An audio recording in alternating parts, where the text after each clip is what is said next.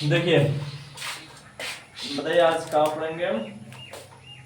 Nuclear chapter, discovery of neutron बता दिए थे। डिस्कवरी ऑफ न्यूट्रॉन बता दिए थे। साइज ऑफ न्यूक्लियस ये भी हो गया था। साइज ऑफ न्यूक्लियस भी बता दिए थे।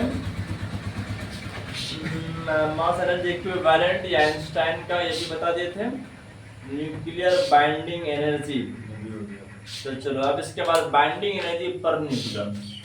देखिए बाइंडिंग एनर्जी पर न्यूक्लियन क्या होता है, अब ये बात समझना है। बाइंडिंग एनर्जी पर न्यूक्लियन देख लीजिए।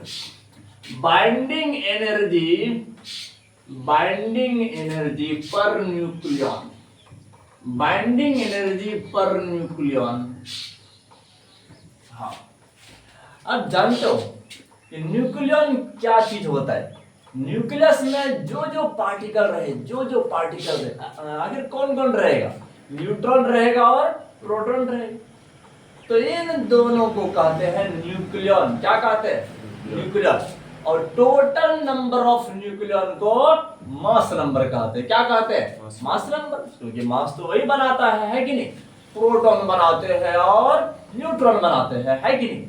अच्छा, अब समझना है कि आखिर जानते हो, अगर तुम यहाँ न्यूक्लियस में जितना भी सारा प्रोटॉन है, जितना भी न्यूट्रॉन है, वो सब पैक है, टाइटली पैक्ड रहता है कि नहीं? बहुत ज्यादा देख लीजिए, इसका डायमेंशन तो बताए थे, बहुत छोटा सा टीनी स्पेस होता है। तो एटम के तुलना में न्यूक्लियस का डायमेंशन 10 टू द पावर क्या कहते हैं 5 टाइम्स छोटा होता है। इतना गुना छोटा है कि नहीं? आपका 10 टू द पावर -15 होता है न्यूक्लियस का डायमीटर, और एटम का होता है 10 टू द पावर -10, है कि नहीं? तो बहुत ज्यादा अप्रॉक्स कहा गया है 10,000 से 1 लाख टाइम छोटा होता है। कौन? न्यूक्लियस, एटम की तुलना में। तो आप समझ लीजिए, इतना छोटा टीनी स्पेस पर उतना सारा प्रोटॉन न्यूट्रॉन कैसा पैक होगा, है कि नहीं? कितना टाइटली, बहुत ज्यादा टाइटली पैक होता है बच्चों, बहुत ज्यादा टाइटली पैक होता है। इन सब के बारे में हम बताएंगे कि करके, है कि नहीं? लेकिन याद रखना है, ये न्यूक्लियन अगर एक इलेक्ट्रॉन समेत, अगर एक प्रोटॉन को या एक न्यूट्रॉन को अगर यहां से तुम बाहर निकालोगे, क्या करोगे? बाहर निकालोगे, तो जितना एनर्जी डालना पड़ेगा ना, जितना एनर्जी तुम डालोगे उसी को कहते हैं बाइंडिंग एनर्जी पर न्यूक्लियन। क्या कहते हैं?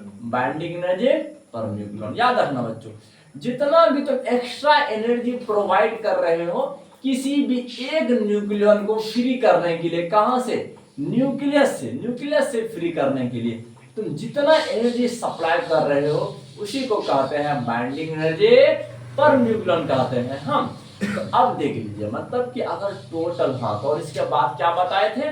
बाइंडिंग एनर्जी क्या है?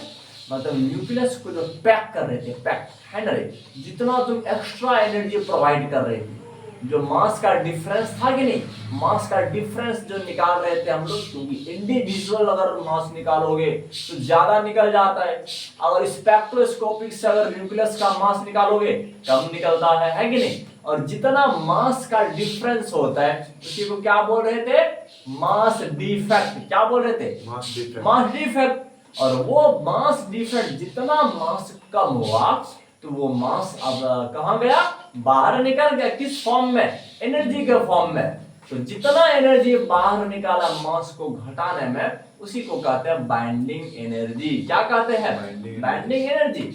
तो अब चलो अब बात करते हैं पर न्यूक्लियन का मतलब, जितना भी न्यूक्लियन है तो प्रत्येक प्रोटॉन और न्यूट्रॉन जितना एनर्जी को कम किया है उसी को कहते हैं बाइंडिंग एनर्जी पर न्यूक्लियन। हाँ, तो वैसे अगर सिंपल टर्म में बोलो तो बोल दीजिए कि सर टोटल बाइंडिंग एनर्जी बट्टा कर देना है टोटल नंबर ऑफ न्यूक्लियन, है कि नहीं?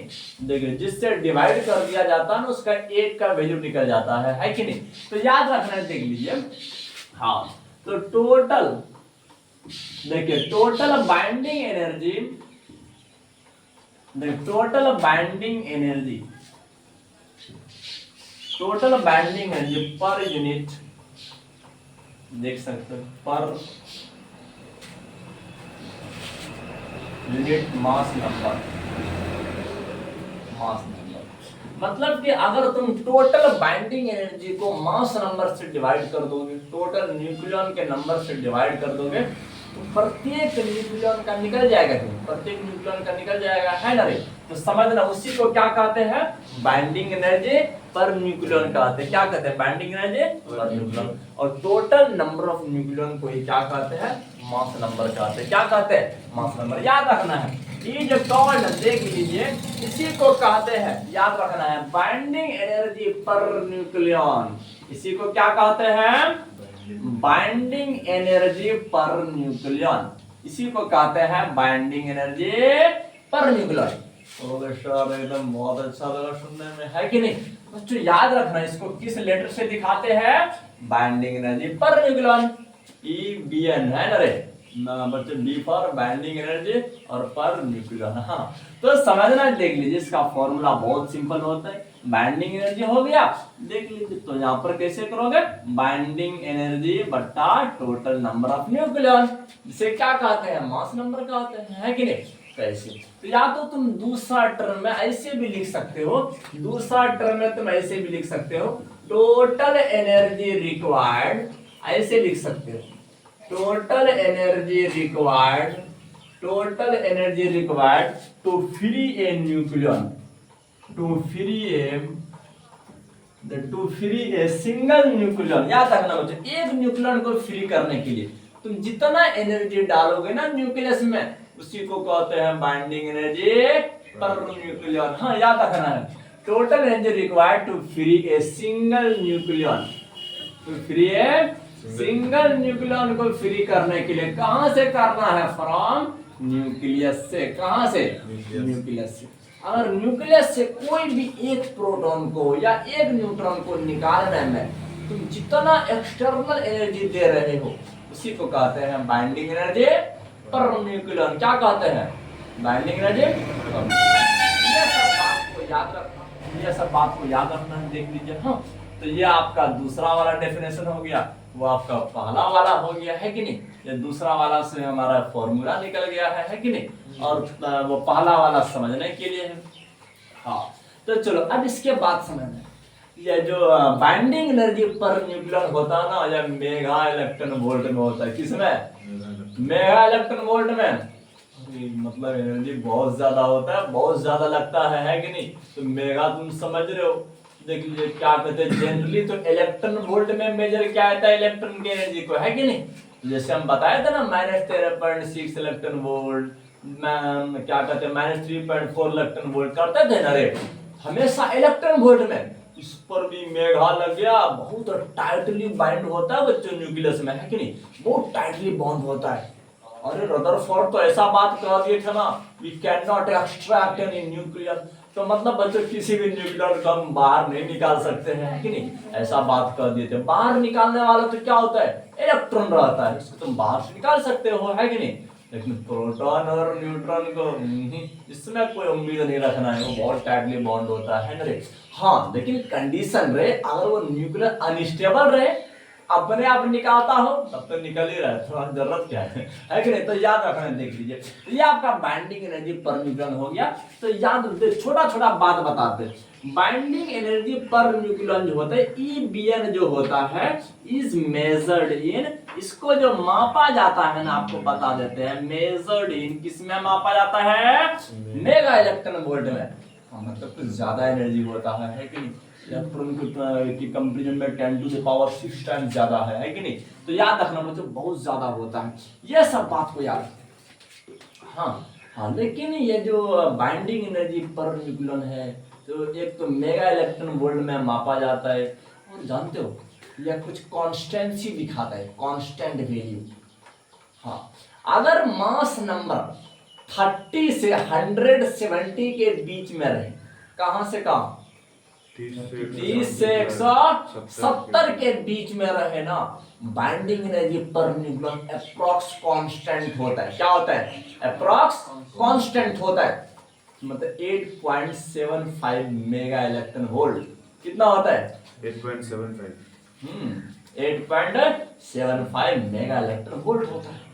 देखो अभी तो बताते हैं, तो समझना है, देख लीजिए, अभी बताते हैं, देख लीजिए। अब ये जो होता है ना इलेक्ट्रॉन क्या बाइंडिंग एनर्जी पर न्यूक्लियन जो होता है, बाइंडिंग एनर्जी पर न्यूक्लियन देख लीजिए। हम ये सबको एक बार और रिपीट करेंगे अगला स्लाइड में। हम बाइंडिंग एनर्जी पर न्यूक्लियन जो होता है, बाइंडिंग एनर्जी पर न्यूक्लियन जो होता है is approx constant, is approx constant होता है। देख लीजिए कांस्टेंट होता है, कांस्टेंट होता है बिटवीन मास नंबर, देख लीजिए बिटवीन मास नंबर, किस मास नंबर के बीच में, 30 से 170, 30 से 170 याद रखना है। देख लीजिए तो 30 से ज्यादा होना चाहिए, मतलब 30 से 100 क्या हो गया जी 30 से 170 के बीच में जो अगर मास नंबर रहेगा ना उसका जो होता है, याद रखना बच्चे, 8.75 मेगा इलेक्ट्रॉन वोल्ट होता है। कितना होता है 8.75। बोलोगे सर अगर इससे मास नंबर कम रहा तो मैं ये जो बाइंडिंग एनर्जी पर न्यूक्लियन है इतना नहीं होगा, इससे कम होगा। बोलोगे सर इससे मास नंबर ज्यादा रहा तो फिर भी बच्चे इससे कम ही होगा। मैक्सिमम जो होता है, मैक्सिमम वो यही है। अगर इससे मास नंबर ज्यादा रहा फिर भी कम, कम रहा फिर भी कम। हाँ लेकिन अगर इस बीच में रहा तो 8.75 बिल्कुल याद रखना है। तो यहाँ पर हम एक पॉइंट लिख देते हैं, एक पॉइंट लिख देते हैं फॉर मास नंबर। देख लीजिए फॉर मास नंबर, अगर मास नंबर ये सब बात को याद रखना है। अगर मास नंबर अगर लेस देन 30 रहा या याद रखना बच्चों, मास नंबर अगर मोर देन 170 रहा तो then binding energy per nucleon जो होगा वो कम होगा, कितना से 8.75 मेगा इलेक्ट्रॉन वोल्ट से। समझना है देन बाइंडिंग एनर्जी जो होता है, then binding energy per nucleon जो होता है इज लेस देन, समझना है बात को, ये लेस होता है किससे 8.75 मेगा इलेक्ट्रॉन वोल्ट से कम होगा, है कि नहीं। तो चलो अब अगला स्लाइड में बात करेंगे। 170 से ज्यादा रहेगा फिर भी